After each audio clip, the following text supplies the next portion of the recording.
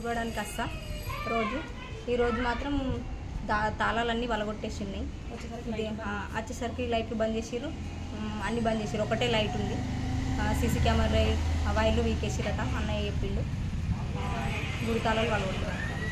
రోజు వస్తారు. మేము నిన్న ఈవినింగ్ గుడితాళ్ళు వెళ్ళేసి వెళ్ళిపోయామన్నమాట. మార్నింగ్ వచ్చేసరికల్లా గుడి ద్వారం వెళ్ళిపోయింది. చూస్తే లోపల ఆంప్లిఫైర్ కనబడలేదు, అమ్మవారి పుస్తకాలు కనబడలేవు.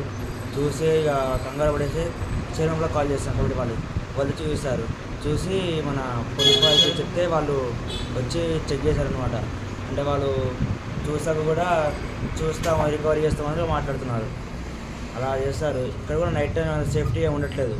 చాలామంది ఇక్కడే తాగుతూ తిరుగుతూ ఉంటున్నారు. చాలామంది చాలా రకాలుగా అవుతుంది ఇక్కడ. ఒక లైట్ కూడా స్ట్రీట్లో కూడా ఏం లేవు. స్ట్రీట్లు అన్నీ ఒకసారి రావు, ఒకసారి పని చేయవు కూడా ఈ ఏరియాలో. కొద్దిగా వారి అధికారులు చూసి కొద్దిగా గుడి మీద సేఫ్టీ ఉంచితే కొద్దిగా బాగుంటుందని చూసుకోవాలి. ఏమేమి పోయినాయి?